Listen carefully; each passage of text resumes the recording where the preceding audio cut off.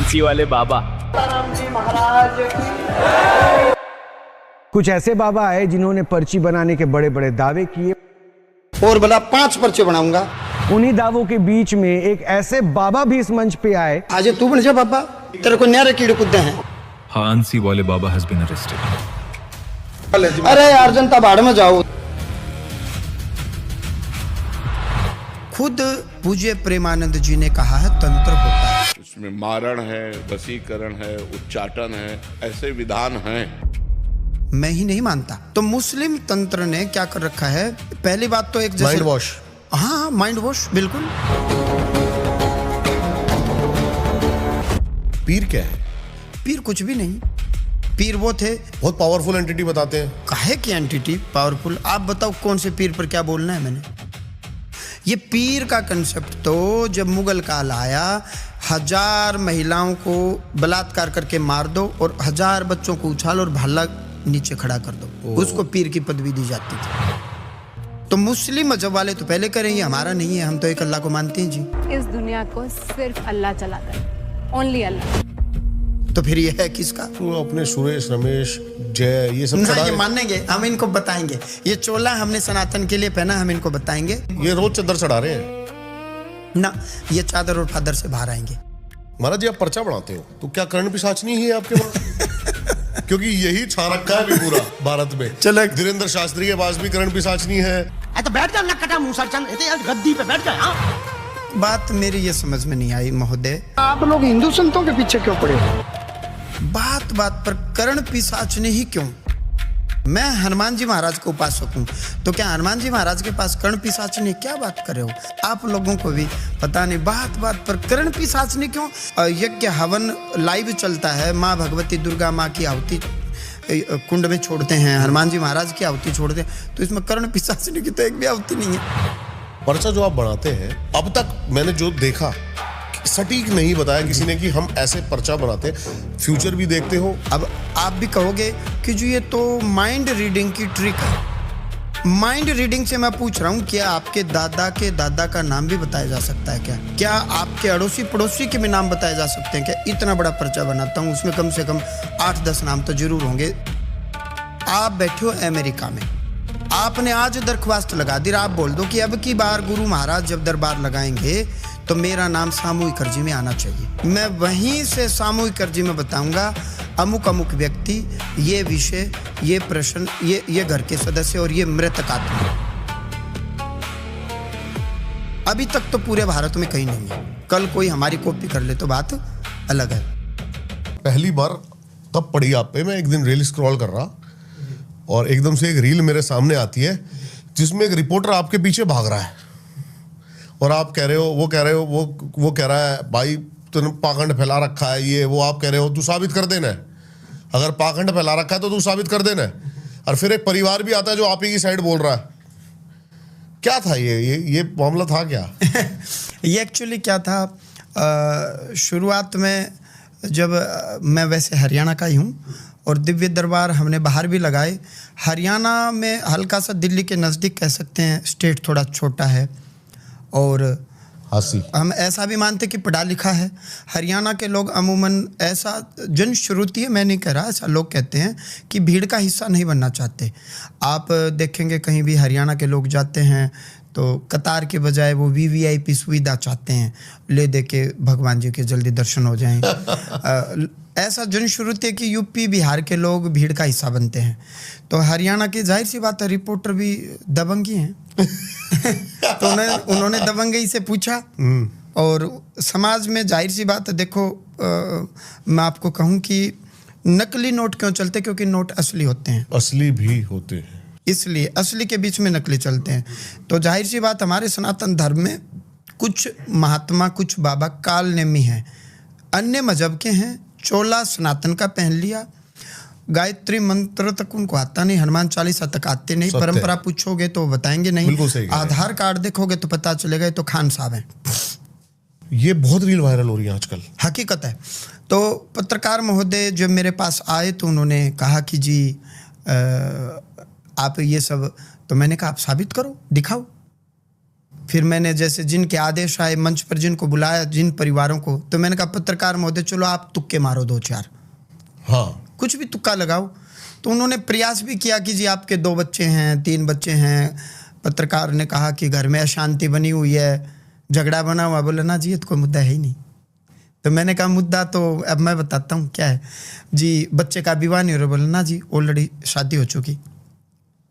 फिर मैंने जैसे बताया, तो पत्रकार सब अपनी जगह ठीक है। महाराज जी आप पर्चा बनाते हो जी। तो क्या कर्ण पिशाचनी ही है आपके पास भी?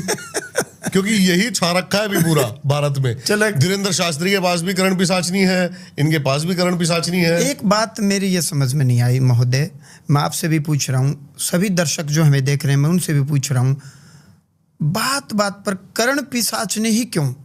आप हनुमान जी के उपासक हैं, मैं हनुमान जी महाराज का उपासक हूँ, तो क्या हनुमान जी महाराज के पास कर्ण पिशाचनी? क्या बात कर रहे हो? अष्ट सिद्धि नव निधि के दाता हनुमान जी महाराज दूसरे को भी रिद्धि और सिद्धियां दे सकते हैं। 8 सिद्धियां दूसरे को दे सकते हैं, अपने अपने पास नहीं, दूसरे को भी दे सकते हैं।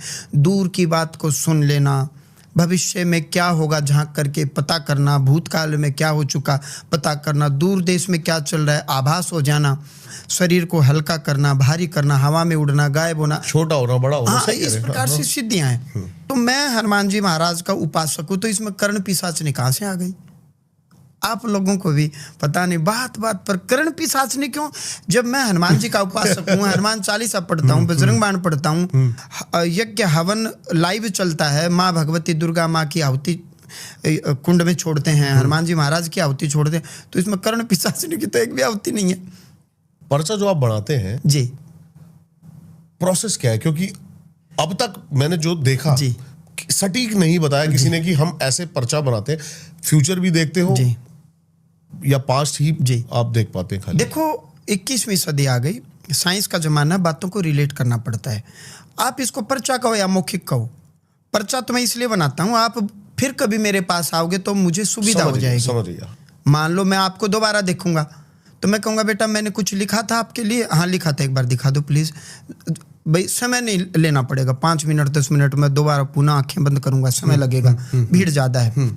अब वो बातें चाहे लिख करके बता दो, चाहे वर्बली बता दूं, मैं आपको मौखिक तौर से सीधा बता दूं कि तेरे घर में अमुक अमुक मृतक आत्मा है, तेरे घर में। अब मैं कहूँ आप आए उदाहरण के लिए धाम में, श्री बालाजी धाम हास्य में जो भी भक्त आते हैं, पहले तो ये समझना होगा सबके लिए मर्यादाएं समान हैं।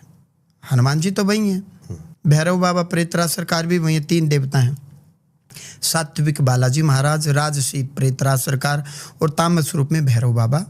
20 रुपए के बतासे का भोग चढ़ता है सबके लिए, अमीर हो चाहे गरीब हो। ऐसा नहीं है कि आप अमीर हो तो 20,000 रुपए के बतासे चढ़ा देंगे, 20 रुपीज। पहले बालाजी महाराज, भैरव बाबा, प्रेतराज सरकार, तीनों देवताओं को उसी 20 रुपए का भोग लगता है अग्नि में बतासे का। मंदिर के पीछे जाएं, 2 बतासे निकाल लें, बाकी ऊपर से उतारा दे के पीछे जानवरों के लिए छोड़ दें और वो 2 बतासे आप ग्रहण कर लें। आप आए ही ऐसे समय पर हो कि भोग नहीं लग रहा, मान के चलो कि भगवान का भोग का तो समय होता है, आधी रात में 2 बजे कौन भोग लगाएगा? बिल्कुल सही बात है। मंदिर खुला है लेकिन भोग नहीं लग रहा, तो केवल 20 रुपीज रख लें। बतासे तो अब करेंगे क्या? या आप हॉस्पिटलाइज हो गए तो 20 रुपए ऊपर से उतारने, बतासे थोड़े उतारेंगे। डॉक्टर कहेगा ये क्या बातें कर रहे हो आप 21वीं सदी में। 20 रुपीज लें, 21 बार उतार लें घड़ी की सुई की दिशा में, मन ही मन अपना विषय अपने भगवान को कहें और भीड़ में कहीं भी बैठ जाएं, कहीं भी। एक चीज़ मैं आपको और कहूँगा, बैठ गए, मैंने बोला फॉर एग्जाम्पल मिस्टर ए उस भीड़ में 20, मान लो एक नाम के 20 आदमी बैठे होंगे, अब बातें तो रिलेट करनी पड़ेंगी। अब मैं मृतक आत्मा बताऊंगा। कई बार तो ऐसा कोइंसिडेंस हुआ है, मैंने कहा सुमन देवी कितनी खड़ी हुई, बोला जी 25 सुमन है।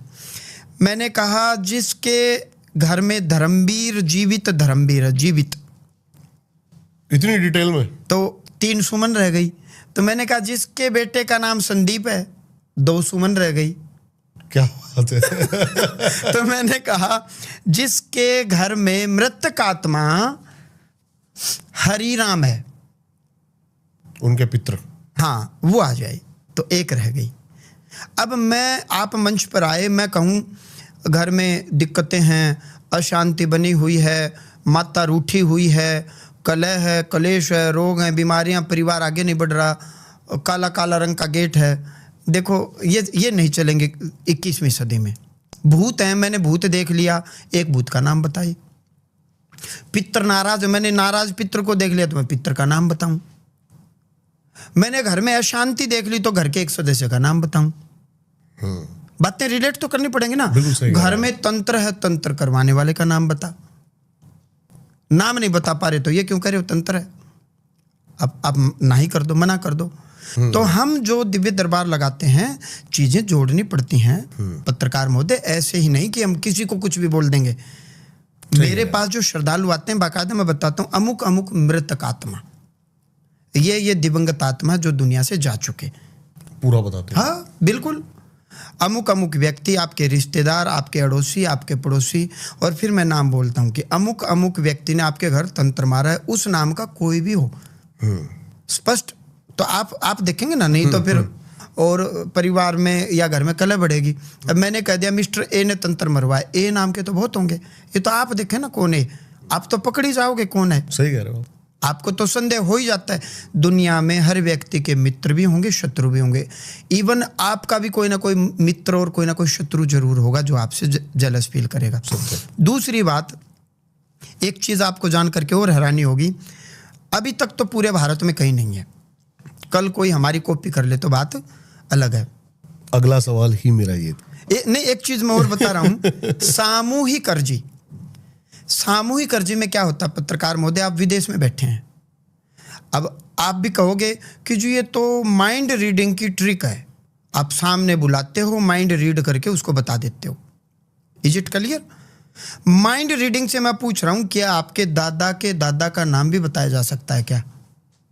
क्या आपके अड़ोसी पड़ोसी के भी नाम बताए जा सकते हैं क्या? इतना बड़ा पर्चा बनाता हूं, उसमें कम से कम 8-10 नाम तो जरूर होंगे, जिसमें चले भी गए, कुछ जीवित हैं, कुछ अड़ोसी पड़ोसी, कुछ रिश्तेदार हैं। माइंड रीडिंग से आपके फूफा जो जा चुके उसका नाम भी बताया जा सकता है क्या? चलो जी, हम मान लेते हैं बताया जा सकता है। अब सुन लो सामूहिक अर्जी क्या होती है बालाजी धाम हास्य में। आप बैठे हो अमेरिका में, आपने आज दरख्वास्त लगा दी, आप बोल दो कि अब की बार गुरु महाराज जब दरबार लगाएंगे तो मेरा नाम सामूहिक अर्जी में आना चाहिए। तो मैंने तो आपको देखा ही नहीं, आप मेरे सामने आए ही नहीं, आप भीड़ में बैठे हो, अमेरिका बैठे, इंग्लैंड बैठे, मैंने क्या लेना। मैं वहीं से सामूहिक अर्जी में बताऊंगा अमुक अमुक व्यक्ति, ये विषय, ये प्रश्न, ये घर के सदस्य और ये मृतक आत्मा और ये विषय, सटीक मारूंगा सीधा। उदाहरण के लिए संदीप है, उसके घर में मृतक आत्मा ये है, संदीप इतने भाई हैं, जीवित व्यक्ति ये है, संदीप का ये विषय है। हाँ पूरा सटीक मारूंगा, सटीक। जो सामने बैठे हैं वो भी, जो आकर के मैंने उनको मंच पर बुलाया नहीं, जो जहां बैठा वहीं पर्चा बन जाएगा उसका, माइक से बोलूंगा, सटीक मारूंगा। आपको यकीन ना हो तो श्री बालाजी धाम हास्य या हास्य वाले बाबा जी इंस्टाग्राम पेज पर जाएं, उन लोगों के अनुभव सुने जिनका सामूहिक अर्जी में नाम आया, वो कभी मेरे से मिले ही नहीं, उनका चेहरा मैंने देखा ही नहीं, मैं पढ़ूंगा कैसे उनका चेहरा?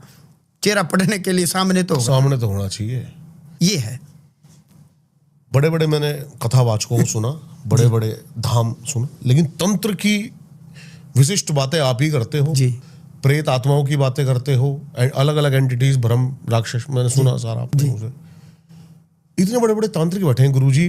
बंगाल तंत्र जो इतना फेमस है, ठीक है, तारापीठ, ठीक है, आसाम तंत्र, ठीक है, मुस्लिम तंत्र, ठीक है, कैसे लड़ लेते हो इनसे? इसमें एक चीज मैं और बताऊं, तंत्र का मतलब सिस्टम होता है, सिस्टम। देश भी लोकतंत्र, लोगों ने एक तंत्र माना, ऐसे ऐसे चुनाव होंगे, नीचे से नीचे बोले तो पार्षद, जिसको पंच बोलते हैं, पंचों के ऊपर सरपंच, जिला पार्षद, एमएलए, फिर एमपी। तो एक तंत्र है, एक व्यवस्था है, व्यवस्था है। तो तंत्र का मतलब हमेशा गलती नहीं होता। तामसिक तंत्र की बात कीजिए आप, तामसिक तंत्र की बात कीजिए आप। खुद पूज्य प्रेमानंद जी ने कहा है तंत्र होता है, मैं ही नहीं मानता। आज के टाइम में पूज्य प्रेमानंद जी को मुझे लगता है सारा विश्व सुनता है। बिल्कुल सही बात। पूज्य प्रेमानंद जी की आप वीडियो देखें तो किसी ने प्रश्न किया कि गुरुदेव क्या तंत्र होता है, उन्होंने कहा हाँ होता है, यदि नियम विधि से अप्लाई की जाए तो। फिर पूज्य प्रेमानंद जी से किसी ने प्रश्न पूछा भूत प्रेत, उन्होंने तो भूतों के प्रकार भी बताए हैं। ये मैं कोई अलग से थोड़े बता रहा हूँ। अब आते हैं तंत्र अच्छा भी होता है, आपने तारा पीठ की बात कही। सात्विक तंत्र बोले तो कि आपके कल्याण के लिए, एक होता तामसिक तंत्र। आपने मुस्लिम तंत्र की बात की। पत्रकार महोदय, मैं मुस्लिम मजहब के खिलाफ नहीं हूँ, लेकिन एक बात मुझे आप क्लियर करके बता दें, पूरे विश्व में जहाँ इस्लामिक राष्ट्र हैं, हिंदू तो हैं ही नहीं, सारे देश लड़ रहे हैं। अफगानिस्तान देख लीजिए, हिंदुओं को खदेड़ दिया गया।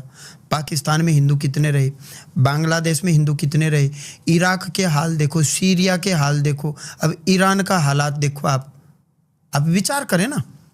हिंदू फ्रीडम फाइटर एक भी मुझे आप बता दीजिए कब महाराणा प्रताप हमारे देश को छोड़ करके किसी मंदिर को या किसी मस्जिद को या किसी चर्च को लूटने गए?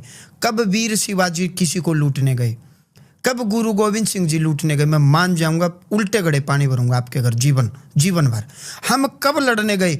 अपितु विदेशी आक्रांता जो मुस्लिम मजहब के जो उपासक रहे हैं वो यहाँ आए, उन्होंने मंदिरों को लूटा। हिंदू वीर एक भी बता दीजिए जिन्होंने कभी मस्जिद पर आक्रमण किया हो? कोई ढूंढने से भी नहीं मिलेगा आपको। दूसरी बात, मुस्लिम तंत्र की बात कर लें। अब आप जहां कहीं भी बम ब्लास्ट हो रहे हैं, जहां कहीं भी एक हिंदू व्यक्ति का नाम बता दो जिसने बम ब्लास्ट किया हो, मान जाऊंगा मैं। बम ब्लास्ट की मैं बात कर रहा हूं। आए दिन बोला फलाना बम ब्लास्ट, फलाने हिजबुल मुजाहिदीन ने जिम्मेवारी ली, फलाने सरगना ने ली, वर्ल्ड ट्रेड सेंटर पर हमला हुआ बिन लादेन ने किया। आप बताओ ना किया हो तो। ऐसे ही आध्यात्मिक जगत में इन्होंने क्या कर रखा है। मुस्लिम तंत्र की यदि मैं बात करूं तो ये तामसिक तंत्र हैं। काम तो बनाते नहीं है, बिगाड़ते ही हैं।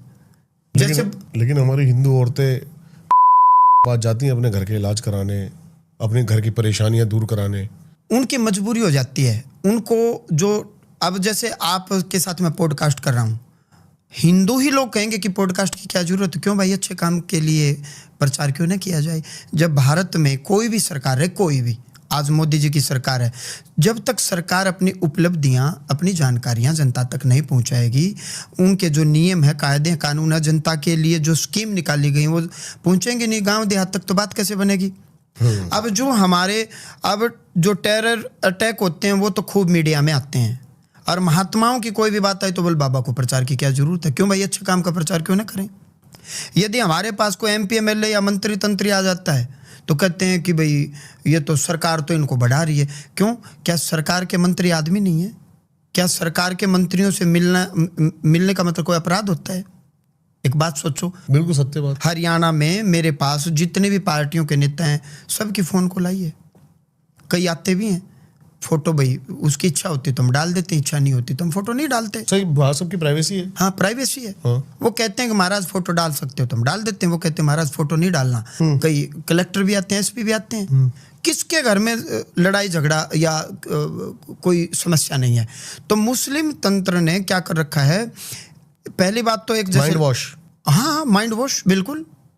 यहाँ तक कि एक माता जी मेरे पास आई, उनके यहाँ संतान नहीं हो रही थी, और दिल्ली में हजरत निजामुद्दीन को दरगाह है, मैंने कभी देखी नहीं है, बहुत बड़ी दरगाह है और ना मैंने देखना। तो वो वहाँ जाते थे, और वैश्य वर्ग से मैं कहूँगा उनको, मतलब बड़े व्यापारी, गोत्र मैं नहीं बताऊँगा। उनको यहाँ संतान नहीं हो रही थी, तो पता क्या कहा इन्होंने, हिंदू देवी देवता बोला नपुंसक हैं, इनमें ताकत नहीं है। अब आप समझ रहे हो उन्होंने नपुंसक शब्द क्यों कहा। उन्होंने हिंदू मर्दों के बारे में ये बात कही है, नपुंसक है, यानी कि उनके चित्त में ही वो कामुकता भरी है, उनकी बातों में कामुकता भरी है। तो मैंने कहा बहन जी आप गलत दिशा में गए। उन्होंने जल जुल पढ़ के दिया जो भी था। मैंने कहा सत्य बताना, अंतरात्मा से बताना, आपने कितना पैसा उनको चढ़ाया। बोला जी लगभग 2-2.5 साल हो गए, 25 से 30 लाख रुपए हमने उनको दे दिया।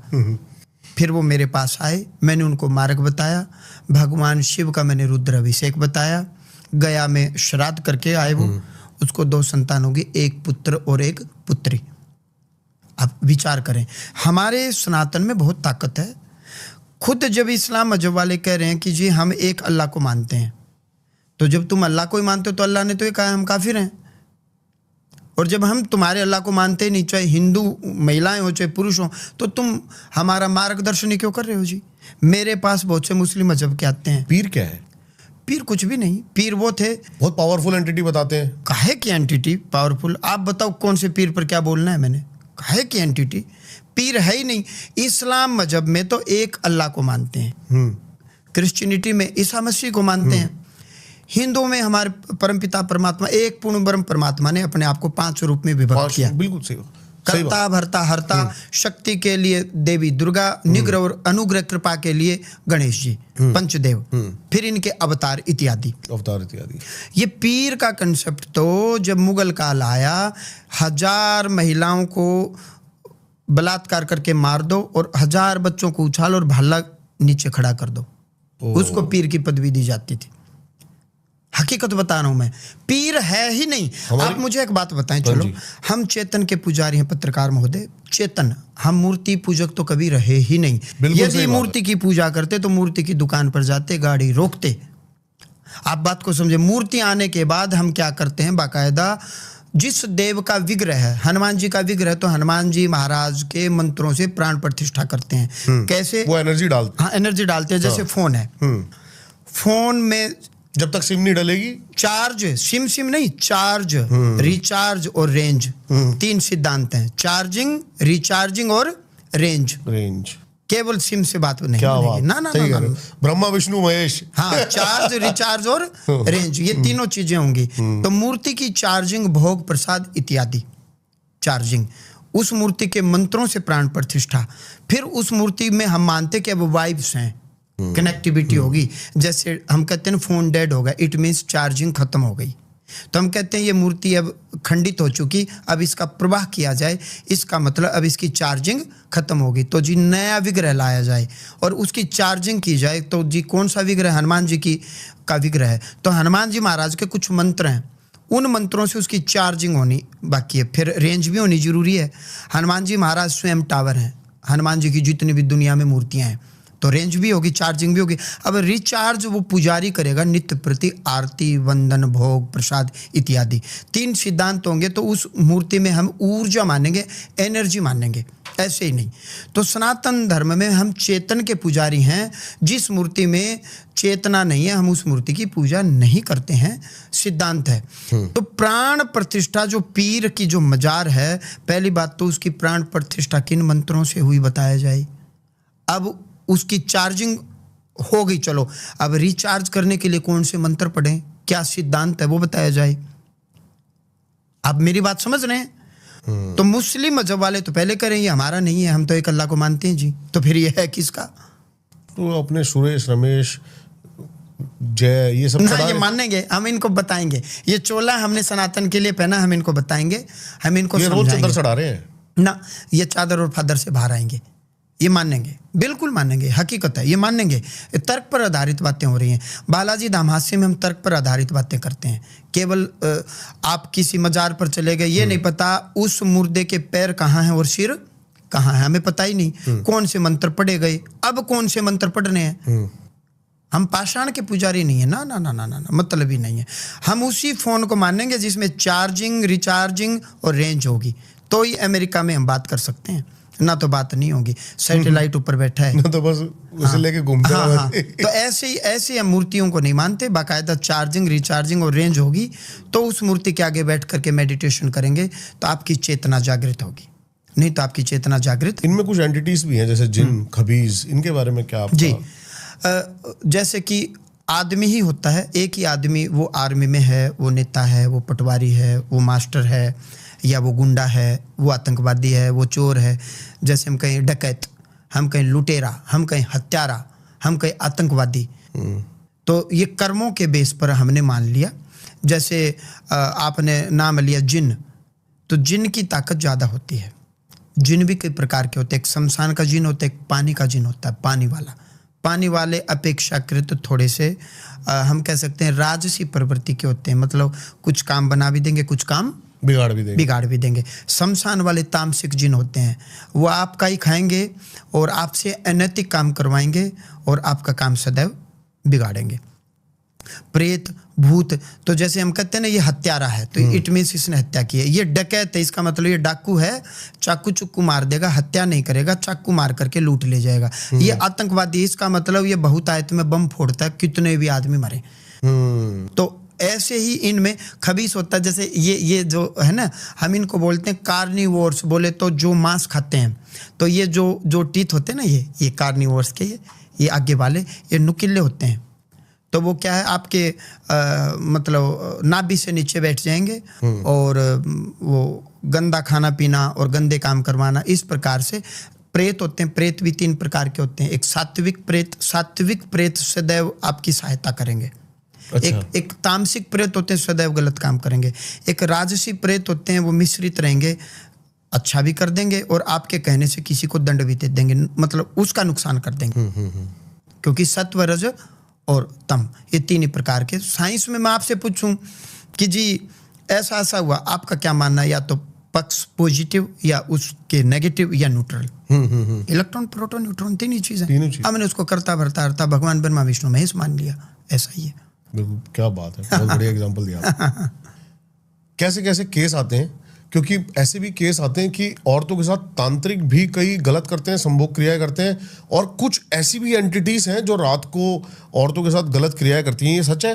बॉडी पे स्क्रैच आ जाना बहुत हैं। आगे हम ध्यान भी रखेंगे, चेहरा नहीं दिखाएंगे हम, आगे हम भी डालेंगे और चेहरे को हम छिपाएंगे।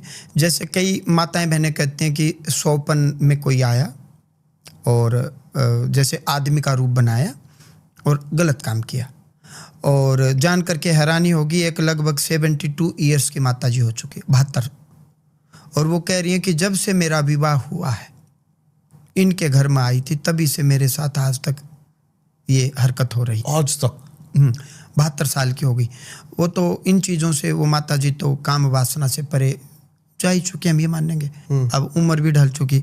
कई जो भाई आते हैं, पुरुष आते हैं, वो कहते हैं हमें महिला रूप में कोई दिखाई देता है और वो हाँ। लेकिन स्थूल शरीर और सूक्ष्म शरीर का कैसे मिलन? वो मैं बताता हूँ पत्रकार महोदय। 5 प्रकार के शरीर हैं। आपने शर्ट पहनी है, मेरे को शर्ट दिखाई दे रही, मुझे नहीं पता आपने बनियान पहनी या नहीं पहनी। एक भीतर सूक्ष्म कपड़ा और पहन लिया। ऐसे ही शरीर के भीतर शरीर है। स्थूल शरीर, 5 भौतिक शरीर, हड्डी मांस इत्यादि। इसके भीतर सूक्ष्म शरीर है, उसके भीतर कारणमय शरीर है, उसके भीतर विज्ञानमय शरीर है, अंत में आनंदमय शरीर है, जिसको हम आत्मा बोलते हैं। आत्मा के ऊपर आवरण है, यानी कि अब सर्दी होती तो नीचे बनियान, बनियान के ऊपर शर्ट, शर्ट के ऊपर स्वेटर, स्वेटर के ऊपर एक कोट और, एक कोट और, कोट निकाला, फिर स्वेटर निकाली, फिर शर्ट निकाली, फिर बनियान निकाली। ऐसे 5 आवरण है। तो रात में जैसे आप अपनी माँ के पास, मैं अपनी माँ के पास सो रहा हूँ एक ही बिस्तर पर, और घबरा करके मैं उठूँ कि माँ पुलिस पकड़ करके ले गई थी, माँ तो कभी नहीं मानेगी, यहीं सो रहा था, कौन आया कोई या नहीं, माँ मैं सत्य कह रहा हूँ, मैं जेल से छूट करके आ रहा हूँ। तो वो अनुभव आपका सूक्ष्म शरीर कर रहा है, फील। ओके।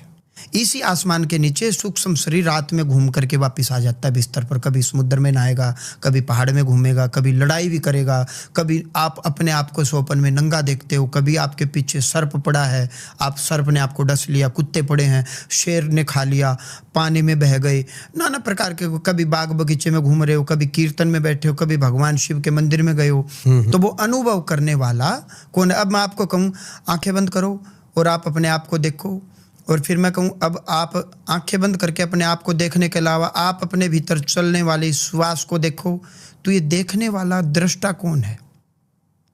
इसका मतलब आप अलग हो और आप अपने आप को, शरीर को देख रहे हो, शरीर अलग है और शरीर के भीतर चलने वाली श्वास अलग है। आप श्वास को भी देख रहे हो, नीचे गई, रुकी, मुड़ी, बाहर आई, रुकी, मुड़ी, अंदर गई। आप अपनी श्वास को भी महसूस कर रहे हो, अपने शरीर को भी देख रहे हो। तो ये देखने वाला दृष्टा कौन है? ये आत्मा है। ये आत्मा इस शरीर को देख रहा है, शरीर के भीतर चलने वाली श्वास को देख रहा है। गाड़ी अलग, ड्राइवर अलग, उसके भीतर जो फ्यूल डल रहा है वो अलग। तो ये ऑक्सीजन जो ये श्वास है, ये फ्यूल मान लीजिए, शरीर को गाड़ी मान लीजिए, आत्मा को ड्राइवर मान लीजिए। तो मैं कहूँ अपने अंदर देखो एक बार, तो ये कौन देख रहा है? देखने वाला आत्मा है। ये बैठा कहाँ है? इसके भीतर ही कहीं बैठा है और ये देख रहा है भीतर बैठ करके। इस आत्मा के ऊपर आवरण है, एक सूक्ष्म आवरण है जिसको हम स्वप्न बोलते हैं, जिस स्वप्न तो आते ही नहीं, तो इसका मतलब आप कारण में शरीर में चले जाते हो, सुषुप्ता अवस्था में चले जाते हो, आप इतनी गहरी नींद में चले जाते हो, मैं बोल भी मारूंगा ना उठोगे नहीं, पकड़ के हिलाना पड़ता है। कई बार स्वप्न में आप बहुत दूर निकल जाते हो, तो उसको बोलते गहन निद्रा। उस समय दिमाग झटका देगा, एक दिमाग हमारी सहायता करता कि कहीं आपका सूक्ष्म शरीर फिजिकल बॉडी से, स्थूल शरीर से कहीं डिटैच तो नहीं हो गया, कहीं अलग तो नहीं हो गया, कहीं आप ज़्यादा दूर तो नहीं निकल गए, तो दिमाग झटका देता है एक कि वापिस आ जाओ। दिमाग हमारी सहायता करता है। नींद में जो झटके लगते हैं, हाँ, वो माइंडर लगाता है कि आप जब बहुत दूर निकल जाते हो तो दिमाग देखता है कि कहीं आप जीवित हो, कि कहीं आप डिटैच तो नहीं हो गए, अटैचमेंट के लिए कि सूक्ष्म शरीर और स्थूल शरीर अटैच रहे। पत्रकार महोदय, जब ये सूक्ष्म शरीर निकलता है तो दुनिया का कोई डॉक्टर इसको रोक नहीं सकता, भले ही हम ऑक्सीजन लगा दें। तो डॉक्टर से पूछे क्या कारण हुआ, एक्सीडेंट भी नहीं हुआ, ऑक्सीजन भी लगा रखी थी, ये मरा कैसे? तो डॉक्टर के पास एक ही चीज़ है, कार्डियक अरेस्ट, हृदय घात, मतलब अचानक से हृदय का रुक जाना। तो उस समय हुआ ब्लॉकेज क्या? नहीं, कोलेस्ट्रॉल बढ़ने से ब्लॉकेज नहीं। डॉक्टर कहेगा भाई ये तो हार्ट फेलियर, एक तरह से कार्डियक अरेस्ट आ गया, इसका रीजन हमें भी नहीं पता। तो ये क्या है, क्या ये कुछ नहीं, सूक्ष्म शरीर निकल गया, आप अपनी गाड़ी से उतर गए, अब ड्राइवर है नहीं, गाड़ी अकेली है, हाँ, ऐसे ही वो ड्राइवर निकल जाएगा बस। तो सूक्ष्म शरीर हवा में गमन करेगा, लाइफ फोर्स एनर्जी उसको भी चाहिए, वापस नहीं आ सकता ना, लाइफ फोर्स एनर्जी चाहिए, सूक्ष्म शरीर को भी चाहिए। अभी तक तो वो सूक्ष्म शरीर आपके भीतर बैठ करके लाइफ फोर्स एनर्जी ले रहा था, अब वो बाहर निकल गया। तो सूक्ष्म शरीर की एक व्यवस्था है जगत में, ब्रह्मांड में, यज्ञ हवन तर्पण। 1.25 मन लड्डू हनुमान जी को चढ़ाए, लड्डू हनुमान जी नहीं खाएंगे, उसके भीतर एडिनोसिन ट्राइफॉस्फेट, जो साइंस कहती है एटीपी के रूप में पैकेट्स हैं। 1.25 मन लड्डू में ऊर्जा कितनी है, वो सत्व, वो उसके भीतर जो एनर्जी है वो उतनी हनुमान जी को मिलेगी। बैंक में खूब पैसे रखे हैं, आप गिन रहे, वो आपके नहीं है मेरे भाई, आपके तो उतनी है जो सैलरी आएगी, वो आपके नहीं है। तो हनुमान जी महाराज के नाम से जो हमने संकल्प करके लड्डू दिए हैं, वो संकल्प के रूप में वो भाव, ऊर्जा, एनर्जी लड्डू की, एटीपी जिसको हम बोलते हैं, छोटी से छोटी जो इकाई बोलते हैं, जैसे शरीर की इकाई को हमने सेल्स मान लिया, उसके भीतर डीएनए है, क्रोमोसोम्स हैं, आरएनए है, ऐसे ही 1.25 मन लड्डू में टोटल ऊर्जा, एनर्जी कितने, जैसे दूध के भीतर फैट नापते हैं, देखो गऊ माता है, उसके भीतर दूध है, उसके अंदर ही पड़ा हुआ है, उसी का दूध दोहन करके निकालो और उसी को पिलाओ तो लगेगा, पड़ा नहीं लग रहा था। आपके भीतर भगवान हैं, लग नहीं रहे, आपके भीतर ही हैं लेकिन लग ही नहीं रहे, आप दुखी भी हो जाते हो, सुखी भी हो जाते हो, और वो आपके भीतर ही पड़े हुए हैं। गौ माता के भीतर दूध छिपा हुआ पड़ा हुआ, उसको लग नहीं रहा, उसी का दूध निकालो और उसी को पिलाओ, लगेगा, काम करेगा। क्या बात है। और दूध के भीतर, उसी के भीतर मक्खन छिपा हुआ है, आप देखो मक्खन कहाँ है। मैं आपसे पूछ रहा हूँ, सेब के भीतर रस कहाँ है? पूरे शरीर में है, पूरे सेब में रस है, उसको क्रश करो तो निकलेगा। तो पूरे शरीर में चेतना है, वो आत्मदेव भगवान आपके भीतर छिपा हुआ है, लेकिन लाइफ फोर्स एनर्जी उसको चाहिए। तो कैसे मिलेगी? यज्ञ से, हवन से, तर्पण से। इसीलिए हम पितरों का पिंडदान तर्पण करते हैं। वो पिंड तो यहीं रह गया, लेकिन वो ऊर्जा मिल गई। अब जैसे मैंने कहा कि देखो मैंने गूगल पे किया है, आ गए जी, मैंने कहा बस डेबिट हो गए ना मेरी तरफ से, हाँ जी, डेबिट हो गए, आपका क्रेडिट हो गए, मेरे से डेबिट हो गया, आपसे मैं क्रेडिट हो गए। ये पूछ रहा है साथ में भाई खड़ा, क्या हो गया, पैसे कहाँ है पैसे? अरे चले भी गए, आप आ भी गए। तो बैंकिंग की एक व्यवस्था है, क्या बात है, बैंकिंग की एक व्यवस्था। ऐसे ही सूक्ष्म जगत में अग्नि स्वात दिव्य पित्र होते हैं। तो हम पितरों के नाम से जो पिंडदान श्राद्ध तर्पण करते तो संकल्प करना पड़ता है। मैं आपसे पूछूं गूगल पे है? हाँ है, नंबर बताना, एक बार नंबर बताओगे तो फिर मैं कहूँगा सर्वर डाउन है जी। सर्वर का होना भी आवश्यक है, और मेरे फ़ोन में चार्ज और रिचार्ज रेंज और फिर बैंक का सर्वर भी होना। यदि बैंक का सर्वर डाउन है तो भी गूगल पे नहीं होगा, भले ही मेरे फ़ोन में चार्जिंग हो, रिचार्जिंग हो, रेंज हो। तो जो पंडित जी जो मंत्र पाठ कर रहा है वो सर्वर ही है उस टाइम। तो पंडित जी का नीति नियम पर होना आवश्यक है, एक बात सनातनी परंपरा पर होना आवश्यक है, गुरु परंपरा पर। फिर वो गूगल पे करेगा कि बताओ, नाम बताओ, गोत्र बताओ, फिर वो ओम श्री विष्णु विष्णु, फिर वो संकल्प करेगा कि आप इस समय कहाँ बैठे हैं, क्या नाम है, क्या गोत्र है, और किन के लिए आप पिंडदान श्राद्ध तर्पण कर रहे हैं। तो सर्वर तो वो स्वयं पंडित जी, यदि वो पंडित जी के में कोई त्रुटि है तो भले ही आप पिंडदान श्राद्ध तर्पण करो, फिर भी बात नहीं बनेगी। तो सब चीज़ें जैसे आप संकल्प करते हो, वो पिंडदान तो वहीं रहेगा पिंड, लेकिन उतनी ऊर्जा उतनी एनर्जी ऑटोमेटिकली जिसके नाम से आपने किया है उस तक पहुंच जाएगी। यदि आपका पितृ ऑलरेडी गाय का रूप ले चुका, सथूल रूप ले लिया मर करके, तो आपके पिंड के प्रभाव से वो गाय अच्छे मालिक के हाथ में चली जाएगी, उसकी सेवा होनी शुरू हो जाएगी। आपका पितर सर्प बन गया तो किसी वायु रूप में उसको मजे होते रहेंगे। यदि मनुष्य रूप में कहीं जन्म ले लिया तो आपके पिंड के प्रभाव से अकस्मात अचानक धन मिल जाएगा। यदि वो सूक्ष्म रूप में है, बोले तो मनोमय रूप में, मेंटल बॉडी, फिजिकल बॉडी नहीं, मेंटल बॉडी, मनोमय शरीर में है, तो वो जैसे भूत प्रेत बन करके भटकेगा नहीं, वो किसी अच्छे देवता के धाम में हायर डायमेंशन में चला जाएगा, उसको लाइफ फोर्स एनर्जी मिल जाएगी आपके पिंड के प्रभाव से, भूख प्यास से पीड़ित नहीं होगा। आप अमेरिका में जाओ, मैं वहाँ भी गूगल पे कर सकता हूँ। आप इंग्लैंड में जाओ, मैं वहाँ भी गूगल पे कर सकता हूँ। आप भारत में वहाँ भी कर सकता हूँ। तो आपके पितर कहीं किसी भी रूप में है, उसी रूप में उतना मटेरियल उन तक पहुँच जाएगा, उसी रूप में। गुरुजी पहले तो मैं हाथ जोड़ने चाहूंगा आपको। आज तक इस पॉडकास्ट में जो भी आया ना उतना डेप्थ में जी, यही है सनातन, नॉलेज, पावर और डेप्थ जी। ना आप हमसे कुछ भी प्रश्न पूछिए। अब समस्या एक और आई, गुरुजी मेरा पितृ कौन? मातृ पितृ देवो भव। मैं आपसे कह रहा हूँ, मैं सभी सनातनियों से कह रहा हूँ, जो अपने माता पिता का नहीं वो किसी का भी नहीं। जिस माँ ने जन्म दिया, जिस माँ ने 9 महीने कोख में रखा और जिस पिता ने लालन पालन किया, सबसे पहले हम माता पिता के बने। फिर माता पिता के अलावा कुछ रिश्ते नाते, बुआ भी है, मामा भी है। फिर जो हमने बाय चॉइस मित्र बनाए, क्योंकि मित्र तो बाय चॉइस बनते हैं। देखो, मित्रों के साथ बंधन नहीं, संबंध होता है। बंधन तो भाई बंधु बांधव का होता है कि वो तो मानना ही पड़ेगा उस कुल में, लेकिन संबंध हमेशा सुख देता है, क्योंकि संबंध बाय चॉइस होते हैं। मजा आएगा तो रखेंगे, नहीं तो तोड़ देंगे। बंधन दुख इसलिए देता है कि हमारा भाई भले ही शराबी हो, भाई तो भाई ही रहेगा। भले ही हमारा पिता शराबी हो, पिता तो पिता ही रहेगा, वो मानना ही पड़ेगा। लेकिन मित्र नहीं मान रहा तो हम संबंध तोड़ देंगे, नया मित्र बना लेंगे बाय चॉइस। पितृ कौन? पिता को कहते हैं। मातृ पितृ देवो भव, फादर, पिता, पितृ। माता पितरो, आपके माता पिता ही आपके पितृ हैं। जीते जी उनकी सेवा करो। मृत्यु के पश्चात पहला अधिकार अग्नि संस्कार का आपको मिला है, अग्नि आप ही देंगे।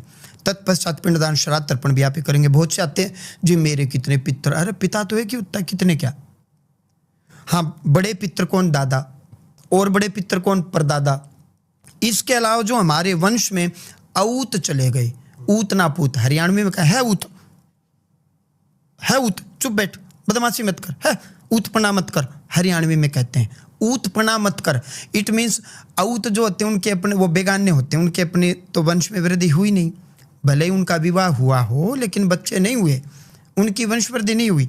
औत में महिला भी हो सकती हैं, मान लो कोई कुंवारी बहन चली गई, कुंवारी बुआ चली गई विवाह से पहले ही, या कोई बुआ दिमाग से थोड़ी सी मान लो मंदबुद्धि थी, शादी तो हुई लेकिन अगलों ने नहीं रखी, तो हम पुनः उसको अपने गोत्र में ले आए और अपने भाई के घर रहती थी, मर गई। तो औत जो होते हैं उनका भी भाग हम ही निकालेंगे। लेकिन हरियाणा में क्या है, अपने माता पिता का तो भाग निकालते नहीं, औत का भाग निकालते और खेत में स्थान बना देते हैं। अब मैं आपसे पूछ रहा हूं, जिसके खेत नहीं तो क्या उसके पितर नहीं होते? जिसके खेत सरकार ने ले लिए वो क्या करेंगे? पूरा परिवार यदि अमेरिका चला गया तो खेत में पाठ पूजा करने आएंगे क्या? भक्ति का मतलब बंधन से मुक्ति है। हम तो उल्टा बंधन में बंध गए। पूरा परिवार मान के चलो हरियाणा से मुंबई चला गया, गवर्नमेंट जॉब लग गई, तो हर महीने खेत में आएंगे। जहां आप रहते हो अपने पितरों को, जैसे आप अमेरिका गए तो आपके भगवान आपके साथ चलेंगे। अमेरिका में जिस मकान में रहोगे छोटा सा मंदिर वहां बना लोगे। तो ऐसे अपने पितृ पूर्वजों को बोलो कि आप हायर डायमेंशन में जाओ। बोले तो आप दुर्गा माँ के लोक में जाओ, भगवान शिव के लोक में जाओ। हम आपको जहाँ भी रहेंगे उसी घर में उसी स्थान पर आपको याद करेंगे। वहां से आप हमारे ऊपर कृपा बनाए रखो, जैसे सूर्य अपनी जगह स्थित रह करके आपको प्रकाश देता है। बिल्कुल समझ गया आपकी बात। समझ गए ना। तो जो अऊत होते हैं जिनका कोई नहीं, उनका भाग हम ही निकालेंगे हमारे वंश के, लेकिन पहला भाग निकलेगा यदि आपके माता पिता चले गए तो उनका, फिर दादा दादी, फिर परदादा और परदादी, और फिर उन्हीं को बोलिए कि हमारे वंश में, आपके वंश में कोई ऐसी भी आत्माएं हैं जिनका कोई भी करने वाला नहीं है, तो मैं उनके नाम से भी मैं भोग या भाग निकाल रहा हूँ। आप उनको बोल दीजिए, वो प्रसन्न हो जाएं, खुश हो जाएं। वो प्रेत होते हैं, पिता तो वो बने ही नहीं, तो पितर कैसे होंगे, फादर कैसे होंगे? वो प्रेत, मतलब वो प्रेत बनते हैं। तो वो प्रेत यदि सात्विक हो गए, शुद्ध हो गए, तो पितर उनको अपनी जमात में बैठा लेते हैं। आ जाओ, हमारे बच्चों ने ये दिया, चलो ये लो और खुश रहो और हमारे वंश में वृद्धि करो। तुम भी पितरों की जमात में बैठ गए। जैसे हम कहते हैं ना कि भाई कहीं पंचायत हो रही है, कोई छोटा बच्चा आ गया तो कहते बेटा इसको ले जाओ, ये शोर कर रहा है। और बच्चा थोड़ा सा बड़ा होगा, दाढ़ी मूंछ आ गई, भले ही विवाह न हुआ, उसको पंचायत में बैठने का अधिकार देते, आ बेटा बैठ, तू भी सुन ले बात, अब तू जवान हो गया। और कई बार जो कहना नहीं मानता तो हम अखबार में निकलवा देते हैं, बेदखल कर देते हैं। ऐसे हमारे भी वंश में यदि कोई मर करके प्रेत बन गया, तामसिक प्रेत बन गया, तो उसको कितने भी कपड़े दे दो वो तंग करेगा, तो पितर उसको अपनी जमात में नहीं बैठाते, बेदखल कर देते हैं। तो ऐसे में हम उसका सपिंडीकरण भी करेंगे। सपिंड बोले तो तू पितरों के पिंड में मिल जा, पितरों की जमात में आ जा, तो पितर ने तो उसको बेदखल कर दिया, तो उसकी नारायण बलि करवानी पड़ती है कि खोटा सिक्का कहाँ चलेगा, मंदिर में चलेगा। जा तू नारायण के चरणों में समर्पित हो जा, तुझे ये तो मानेंगे नहीं, तू सरकारी हो जा, सरकार के पास चला जा, उस परम पिता की शरण में चला जा, तो नारायण बलि करनी पड़ती है उनकी। गुरुजी हम वहां पे थे कि कैसे आपने थोड़ा समझाया, एक्सप्लेन करा, फिर हम एक अलग ट्रैक पे निकले। संभोग कैसे पॉसिबल है स्थूल और सूक्ष्म शरीर का? सब दिमाग का खेल है। आप ऐसा मान लीजिए, आप आंखें बंद कीजिए और आप तुरंत भटकना शुरू हो जाएंगे। सब दिमाग का खेल है। सूक्ष्म इजाजत देता है तो ही स्थूल शरीर काम करेगा। किसी भी महिला या किसी भी पुरुष की जननेंद्रिय तभी काम करेंगी जब भीतर में उपज होगी, बीज। जिस प्रकार आम की गुठली के भीतर पूरा आम समाया हुआ है, मौसम और माहौल मिलते अंकुरित होकर के बड़ा बन जाता है, ऐसे ही बीज भीतर में है। आपके पिता के बीज में दम था तो आप मेरे सामने बैठे हैं। यदि बीज नकली होता तो आप पैदा ही नहीं होते। माँ भूमि बनी और पिता के बीज में दम था। डॉक्टर कहता बीज में दम नहीं है, बोले तो स्पर्म काउंट नील है या स्पर्म काउंट इमेच्योर है, तो डॉक्टर दवाइयाँ देगा ताकि स्पर्म काउंट में दम हो। तो किसी भी अच्छाई और बुराई का बीज भीतर होता है, बलात्कार बाहर से नहीं, बलात्कारी के भीतर में वो बीज होता है। वो शरारत कहते हैं। पाप से घृणा करो, पापी से नहीं। शराब से घृणा करो, शराबी से नहीं। पुस्तक चुराना अपराध है, ज्ञान चुराना अपराध नहीं। तो बीज भीतर में ही होता है, तो आपकी और मेरी, हर किसी की जननेंद्रिय काम करेंगी। यदि वो बीज भीतर में नहीं होगा तो जननेंद्रिय काम नहीं करेगी। एक बात। दूसरी बात, जब आपका स्थूल शरीर चुपचाप पड़ा रहता है, जिसको हम साइंस की भाषा में स्वपन दोष कहते हैं, मैंने डॉक्टर से सुना है, अब मैं तो पुरुष हूँ, पुरुष की तो बता सकता हूँ, माताओं बहनों की मैं नहीं बता सकता, लेकिन किसी डॉक्टर से मैंने पूछा तो उन्होंने कहा स्वपन दोष माताओं बहनों में भी होता है, ऐसा उस डॉक्टर ने कहा। लेकिन आपको लगता है कोई एंटिटी आकर ही? जी ओके, हाँ जी। तो उसमें क्या होता है, जब हम निद्रा में रहते हैं तो स्थूल शरीर तो चुपचाप पड़ा रहता है। सूक्ष्म शरीर यदि कामी पुरुष होगा तो कामुकता के वशीभूत होकर के उसको स्वप्न उल्टे सीधे आएंगे, महिलाएं दिखाई देंगी, कन्याएं दिखाई देंगी, सो एंड सो। यदि कामुकता माताओं बहनों में होगी तो उसको पुरुष दिखाई देंगे, जाहिर सी बात है। आप सत्संगी व्यक्ति हैं तो रात में आपको सत्संग दिखाई देगा, भगवान दिखाई देंगे, मंदिर दिखाई देगा। आप लोभी लालची हैं तो रात में स्वप्न में नोट गिनेंगे आप, बैंक दिखाई देगा और सो एंड सो। तो उस समय कोई भारी कोई ऊर्जा आकर के, ऐसा भी होता है ऊर्जा आकर के आपको प्रेरित करेगी। मेरे अंदर जब संकट पेशी के रूप में आता था तो मैं आपको बताऊं, इसमें कोई संकोच करने वाली बात नहीं, हो सकता है किसी और में भी ये दिक्कत आए। गुरु महाराज तब हाजिर नाजिर थे, शरीर थे।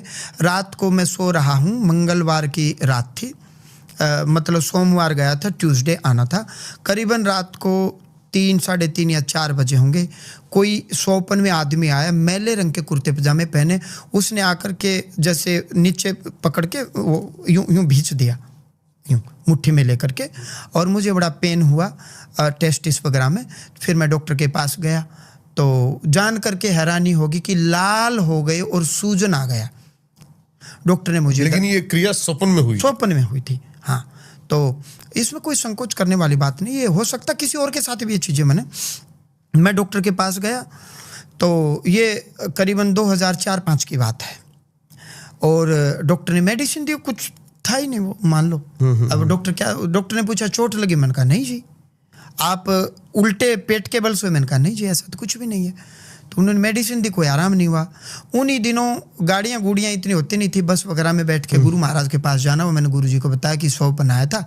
अब डॉक्टर को ये मैं बताऊँ कैसे 100 बनाया था, ये तो कोई कहने वाली बात है नहीं, डॉक्टर मानेगा ही नहीं। तो मैं गुरु महाराज के पास गया, आप यकीन माने महाराज जी तो ब्रह्मलीन हो गए। कुछ नहीं, नथिंग, उन्होंने कोई जवाब नहीं दिया, कुछ नहीं, बस वो एक जो भभूत देते हैं वो भभूत दी, ये खा लो, और मोर पंख लेके मंत्र पढ़ के यूं किया। आप यकीन माने, मतलब विद इन 24 आवर्स सब चीज़ें सही हो गई, बिल्कुल टकाटक। एक माता जी आई, वो बोली कि रात में सोपन में मेरे साथ गंदी क्रिया होती है, गंदी क्रिया होती है, जैसे सोपन भी दिखाई देगा और जी मतलब पेन होता है, वो माता जी कह रही हैं। तो और कई बार उन्होंने कहा कि जैसे लगता है कि जैसे बैठे बैठे भी जैसे मैं लेटी हूँ तो जैसे कोई आया, किसी ने स्पर्श किया। एक माता जी आई मेरे पास, वो माँ जी कहने लगी कि जी अब मैं बच्चों को तो कह नहीं सकती, शर्म लगेगी, अब मैं विधवा हूँ, बच्चों के भी बच्चे हो गए। सोपन में एक व्यक्ति मुझे दिखाई देता है, और 8, 10, 12 साल का, मतलब पुरुष, महिला नहीं, पुरुष रूप में बच्चा, और वो जैसे मेरा दूध पीता, स्तनपान करता है, और मेरी लेफ्ट इससे ब्रेस्ट में मतलब ब्लीडिंग हो गई, ब्लीडिंग। डॉक्टर को उन्होंने दिखाया और बोला मैं ये बात किसको बताऊं, महाराज जी आपको बता रही हूँ। नथिंग, कुछ नहीं। मैंने गुरुजी की तरफ मोर पंख लिया और मैंने कहा बालाजी को 20 रुपए ऊपर से उतार के नारियल के साथ छोड़ दो, और ये भभूति लो, ठीक हो गई, वो पेन ठीक हो गया। और भी जान करके हैरानी होगी, एक माता जी आई, उनको बच्चे नहीं होते थे, और उनके ऊपर कोई प्रेत आत्मा आई, बहुत आई हैं ऐसी, एक नहीं अनेकों। तो वो जो उनके ऊपर जो प्रेत आत्मा थी, वो करीबन वो स्नेह प्रेम करते थे, अटैचमेंट थी, वो मर गए, और वो मर करके उनके ऊपर सवार हो गए, और वो माता जी को जैसे बच्चे उत्पन्न नहीं हुए बहन जी को, और वो बोले मैं होने भी नहीं दूंगा, और मैं इससे प्रेम करता हूँ, स्नेह करता हूँ। और उन्होंने खूब दुनिया में पता नहीं कहाँ कहाँ कर लिया, अनेकों आई हैं, ये कोई एक केस नहीं, अनेकों केस में एक केस बता रहा हूँ। अब वो बहन जी ऑस्ट्रेलिया चली गई। तो मैंने कहा कि जी बाद में मैंने वैसे पूछा कि जी ये क्या है, तो उन्होंने कहा भाई अटैचमेंट थी जी, मैं भी चाहती थी, लेकिन फिर उस व्यक्ति ने लिया था, मतलब फांसी लगा ली थी, जो प्रेत था, और वो कह रहा था मेरी है। और वो डॉक्टर के पास भी गए, डॉक्टर बोला अब मैं क्या करूं, कोई कमी है ही नहीं तुम में, वेट करो। वेट करते करते अनेक वर्ष हो गए, मान लो 7-8 साल हो गए, और अभी फिलहाल उनको अभी जस्ट हम ये पॉडकास्ट करें लगभग 1 महीना हुआ होगा, 1.5 महीना हुआ होगा, 30 दिन से ऊपर, उनको एक बेटा हुआ है, पुत्र हुआ है। तो वो प्रेत था, वो आए मेरे पास, वो बोलने लग गया। मैंने कहा आप भगवान के धाम में बैठो, यहाँ बैठ करके आशीर्वाद दो। प्रेम का मतलब देना होता, जबरदस्ती लेना नहीं होता। आप क्या चाहते हो कि आप इसको तंग करेंगे, मतलब वो उसको कन्विंस कर लिया। तो वो प्रेत के अंदर भाव तो थे ही, वो फील था। अब इस चीज़ को आप पता नहीं किस परिपेक्ष में लेंगे। देखो साइंस, बहुत कुछ साइंस ने अचीव कर लिया, आज भी बहुत सी बीमारियां ऐसी साइंस नहीं पहुंच पाई, जैसे कि IVF भी 100% सक्सेस नहीं होते, 40 या 50% ही सफल होते हैं। जाइगोट फॉर्मेशन होगी, माँ के अंडाणु पिता के शुक्राणु, जाइगोट बन गया, बच्चे की धड़कन नहीं आई, साइंस के पास कोई इलाज नहीं है। बच्चा अपने आप खराब हो गया, साइंस के पास कोई इलाज नहीं है। मैं हकीकत बता रहा हूँ आपको, बिल्कुल सत्य कह रहे हो। बहुत सी बीमारियां ऐसी हैं, जैसे ऑटिज्म की बीमारी है जी, बच्चे कई बार शांत होते हैं, कई बार तेज होते हैं, यूं यूं बोलते नहीं हैं, यूं यूं करते रहेंगे, साइंस के पास कोई इलाज नहीं है दुनिया में। ये बहुत बढ़ती जा रही है। हाँ, इतनी बीमारियां हैं, ऑटिज्म की तो बीमारी इतनी बीमारियां हैं। तो आप जब मशीन में किसी मरीज को डालेंगे, ऊर्जा नहीं आएगी मशीन में, एनर्जी आएगी नहीं मशीन में। मरीज कहेगा मैं दुखी हूँ, मैं परेशान हूँ, फिर आप उसको साइकोलॉजिकल कहेंगे। ऊर्जा परम तत्व है, परमात्मा। हाँ, बिल्कुल एनर्जी मशीन में आएगी नहीं, ना। आप, मैं कह रहा हूँ चलो एक काम कीजिए, आप कह रहे हो इलेक्ट्रॉन नेगेटिव चार्ज, हमने मान लिया, इलेक्ट्रॉन्स के भी सब पार्टिकल इलेक्ट्रिनो बता दिए साइंस ने। प्रोटॉन के पॉजिट्रिनो बता दिए, न्यूट्रॉन के न्यूट्रिनो बता दिए। आप बिजली के तार को चाकू से काटिए, झांक के देखो, इलेक्ट्रॉन दिखाई देंगे क्या? नहीं दिखाई देंगे। इलेक्ट्रॉन होते हैं, मास भी बता दिया, चार्ज भी बता दिया, वेट भी बता दिया इलेक्ट्रॉन का। क्या साइंस ने बहुत कुछ बता दिया, लेकिन बहुत सी चीजों कहाँ से आए ये नहीं बता हाँ, पाया। ना साइंस के पास इसका कोई इलाज नहीं है कि शरीर से सूक्ष्म शरीर जब निकलता फिजिकल ये बॉडी बता से, दिया कि ये फिंगरप्रिंट तेरा है, लेकिन फिंगरप्रिंट सबके अलग कैसे है ये नहीं बता पाई। ना साइंस की एक लिमिट है। देखो साइंस है भी क्या, curiosity to know about things is known as science. चीजों के जानने की जिज्ञासा ही विज्ञान है। बस हाँ, और फिर सर्च तो पहले हो चुकी, इसीलिए हमने नाम दिया रिसर्च क्यों नाम दिया? पहले वो सर्च हो चुकी है उसकी। पहले महर्षि, ऋषि, वैज्ञानिक, मुनि, महामुनि सब हो चुके हैं। ऐसा नहीं है कि नहीं हो, खूब हुए हैं।